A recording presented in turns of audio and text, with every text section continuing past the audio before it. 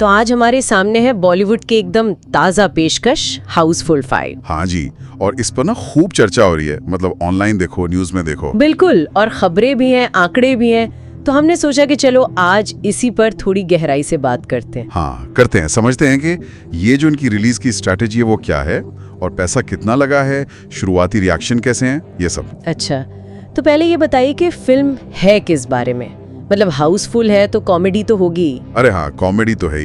ये हाउसफुल फ्रेंचाइजी की फिल्म है आखिर। इस बार कहानी सेट है एक बड़े से क्रूज जहाज पर। अच्छा, क्रूज पर। हाँ, और कॉमेडी के साथ साथ ना एक मर्डर मिस्ट्री भी है। ओह, कॉमेडी थ्रिलर जैसा कुछ। बिल्कुल, और स्टार कास्ट तो देखो, मतलब अक्षय कुमार, रितेश देशमुख, अभिषेक बच्चन, संजय दत्त, जैकी श्रॉफ भी हैं शायद। हाँ, संजय दत्त, जैकी श्रॉफ, नाना पाटेकर, पूरी फौज है। मतलब हंसी भी और सस्पेंस भी, डबल डोज। और ये फ्रैंचाइजी तो मतलब जानी ही जाती है अपनी, वो क्या कहते हैं, स्लैपस्टिक कॉमेडी के लिए। हाँ, स्लैपस्टिक कॉमेडी, ढेर सारे एक्टर्स और बॉक्स ऑफिस पर तो हमेशा चलती है।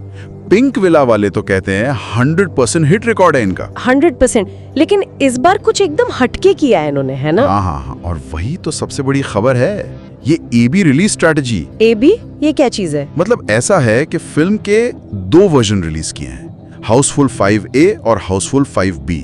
2 वर्जन मतलब दोनों में क्लाइमैक्स अलग है और कातिल भी अलग है। क्या बात कर रहे हैं, कातिल भी अलग? हाँ, सुनने में आया है कि ये प्रोड्यूसर साजिद नाडियावाला का कोई बहुत पुराना, मतलब 30 साल पुराना आइडिया का अब जाकर इस्तेमाल किया है। गजब, ये तो बहुत ही अनोखा है। लेकिन क्यों, मतलब इसके पीछे क्या सोच हो सकती है? ऑनलाइन लोग क्या कह रहे हैं? देखो जी, बातें तो कई चल रही हैं। रेडिट वगैरह पर लोग कह रहे हैं कि शायद ये सिर्फ पब्लिसिटी स्टंट है, सुर्खियां बटोरने के लिए। हो सकता है। या फिर कुछ लोग ये भी सोच रहे हैं कि शायद बुकिंग वगैरह उतनी अच्छी नहीं थी शुरू में, तो ये एंड टाइम पर लोगों को खींचने का तरीका हो। अच्छा, ये भी एक एंगल है। और कुछ कह रहे हैं कि ये क्रिएटिव फैसला है कि लोगों को 2 बार देखने का मन करे, या आपस में बातें करें कि भाई तुमने कौन सा देखा, उसमें कातिल कौन था।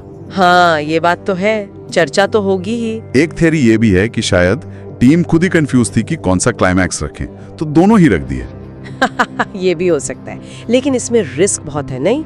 मुझे तो सबसे पहले स्पॉइलर का डर लग रहा है। बिल्कुल सही कहा, आजकल कहाँ कुछ छुपता है। सबसे बड़ा खतरा यही है कि दोनों एंडिंग लीक हो जाएं, फिर तो सारा मजा ही खत्म। और कौन 2 बार पैसे खर्च करेगा? टिकट वैसे ही इतने महंगे हैं, और फिर OTT पर तो आ ही जाएगी 8 हफ्ते में, प्राइम वीडियो पर शायद। हाँ, वही तो, प्राइम वीडियो पर आ जाएगी तो लोग इंतजार भी कर सकते हैं। और ये भी हो सकता है कि एक वर्जन चले, दूसरा पिट जाए। और कुछ लोग शायद फ्रेंचाइजी से या अक्षय कुमार की इतनी सारी फिल्मों से बोर भी हो गए हों, ऐसी भी बातें हैं। हाँ, कुछ ऑनलाइन कमेंट्स में ये भी पढ़ने को मिला, कुछ को ट्रेलर भी शायद उतना जमा नहीं, तो कई सारे रिस्क फैक्टर हैं। सही बात है। अच्छा, अब जरा पैसों की बात करें। इतनी बड़ी फिल्म, इतना तामझाम, खर्चा कितना आया होगा? खर्चा तो जी बहुत आया है। पिंक विला के हिसाब से टोटल बजट है 240 करोड़। 240 करोड़?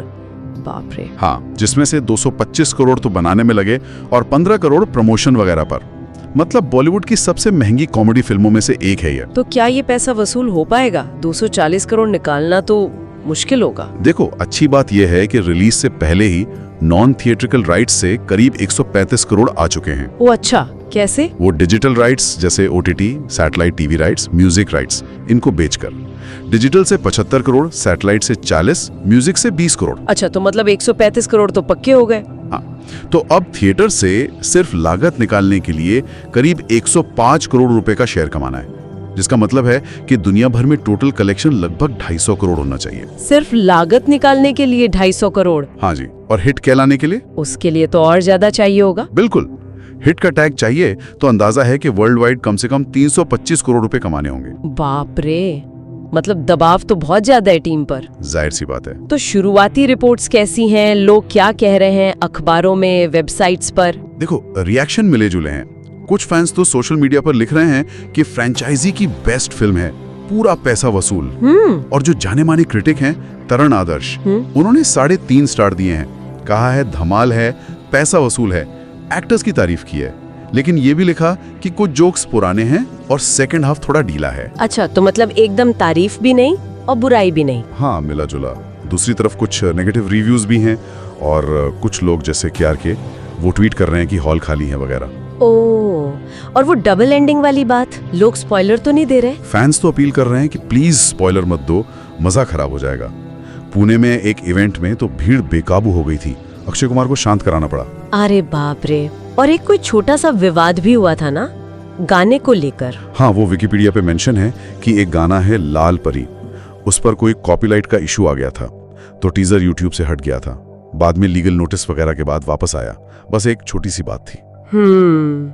तो कुल मिलाकर हाउसफुल 5 एक बहुत बड़े बजट की फिल्म है, एक बहुत ही अनोखी डबल एंडिंग वाली स्ट्रेटेजी लेकर आई है। हाँ, और शुरुआती रिएक्शंस मिक्स हैं। हिट होने के लिए बॉक्स ऑफिस पर तगड़ा परफॉर्म करना पड़ेगा। ये पूरा मामला दिखाता है कि बड़ी बॉलीवुड फ्रेंचाइज पर भी कितना प्रेशर है कुछ नया करने का, है ना? बिल्कुल, खासकर अब जब ओटीटी इतना बड़ा हो गया है, थिएटर तक लोगों को खींचना आसान नहीं है। तो ये जो 2 एंडिंग वाला फंडा है, ये दर्शकों की उत्सुकता तो जगाता है, पर कंफ्यूजन और स्पॉइलर का रिस्क भी लाता है। सही, ये एक तरह से मार्केट को टेस्ट करने जैसा है। हाँ, देख रहे हैं कि दर्शक ऐसे एक्सपेरिमेंट्स के लिए तैयार हैं या नहीं। तो आखिर में एक सवाल मन में रह जाता है, ये जो डबल एंडिंग वाला प्रयोग है, ये चलेगा या नहीं चलेगा वो तो बाद की बात है, पर क्या इसका असर आगे आने वाली फ्रेंचाइजी फिल्मों पर पड़ेगा?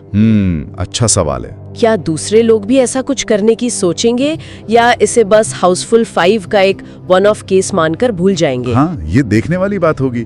क्या ये कहानी कहने का एक नया तरीका बनेगा या सिर्फ एक मार्केटिंग गिमिक बनकर रह जाएगा? सोचने वाली बात।